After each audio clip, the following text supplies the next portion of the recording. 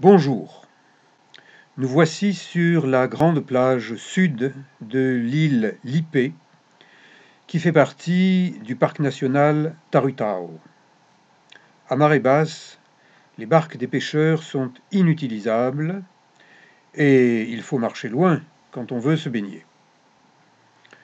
Je vous invite à découvrir l'île Lippé par son dernier côté sauvage. Une colline vierge de toute construction, qui est située à l'ouest. Les arbres y sont nombreux, grands, et la végétation est si dense qu'il vaut mieux suivre une piste sablonneuse, ravinée par les pluies, au sommet d'une crête. Malgré la chaleur, je marche vite, car je connais le coin. J'y viens depuis des années. Ce secteur est le dernier paradis de Lippé. Je suis un simple randonneur, mais dans la jungle, c'est vrai, je suis un explorateur par rapport aux touristes classiques qui rôtissent sur le sable. Les arbres, petits ou grands, m'impressionnent beaucoup. J'aime cette verdure où chantent des oiseaux libres, où l'on entend des cigales thaïlandaises et d'autres insectes bruyants. Certains arbres ressemblent à des pyramides, d'autres à des pylônes coiffés de perruques vertes. J'observe en découvrant des détails.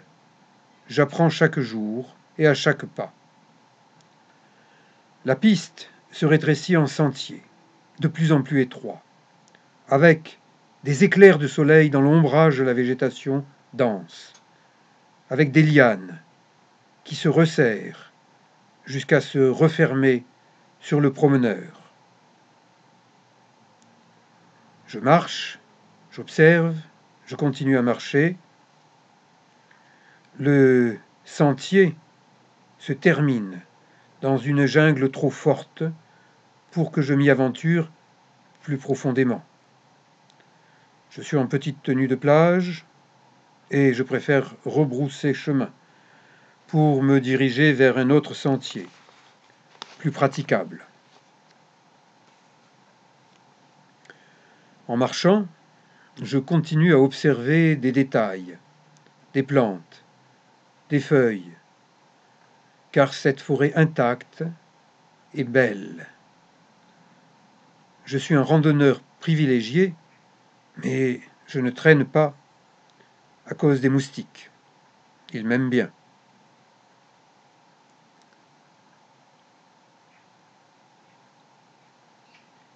J'aime la Thaïlande, sa nature. Ça y est, j'ai atteint une petite plage secrète et déserte, à 1 kilomètre de la grande plage bondée. C'est un petit paradis caché qu'atteignent ceux qui osent marcher, ainsi que les amateurs de kayak de mer. Nous sommes seulement 8 personnes sur 100 mètres de plage. Elle est protégée par des remparts rocheux naturels et elle offre un écrin de sable blanc, ainsi que des eaux translucides qui invitent à y aller. En vacances, mieux vaut avoir le sens de l'humour.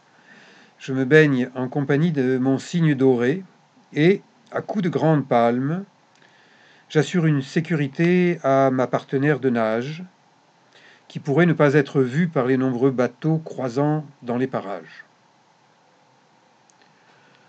En surface, même quand on nage, on cuit vite au soleil. C'est le lieu idéal si on veut se caraméliser. Je me protège avec des vêtements longs, une casquette. Dans l'eau, il y a des petits animaux urticants, quasiment invisibles. Pour éviter des démangeaisons en nageant, il vaut mieux aussi porter des vêtements longs. L'eau est assez claire pour admirer les coraux et les poissons. Ici, sur l'île Lippé, il y en a beaucoup. Ce grand banc est composé de poissons perroquets qui se nourrissent de corail. Ils ont de grandes dents et ils broutent littéralement des champs de corail. Cela fait du bruit sous l'eau. C'est impressionnant de les suivre de près. J'ai l'impression d'être le commandant Cousteau. Ce corail ressemble à une grosse marmite, avec de plus petites, comme une mama et ses petits. Les gorgones font partie des coraux, mais elles sont souples et elles ondulent au gré des vagues et des courants. Les coraux abritent de nombreux poissons colorés, mais aussi d'étranges animaux, comme ce holothurie, qu'on surnomme saucisse, ou boudin de mer, ou même concombre. Il n'est pas appétissant. D'autres formes de coraux souples, de gorgones. Il n'est pas utile de connaître le nom de tous les animaux marins pour les apprécier en les observant. La saucisse de mer se prend pour un zizi dressé. À certaines heures, elle danse devant les oursins, tandis que d'autres gorgones ondulent. Des coraux, d'autres coraux. Ce poisson triangulaire aime l'ombre. Il est timide.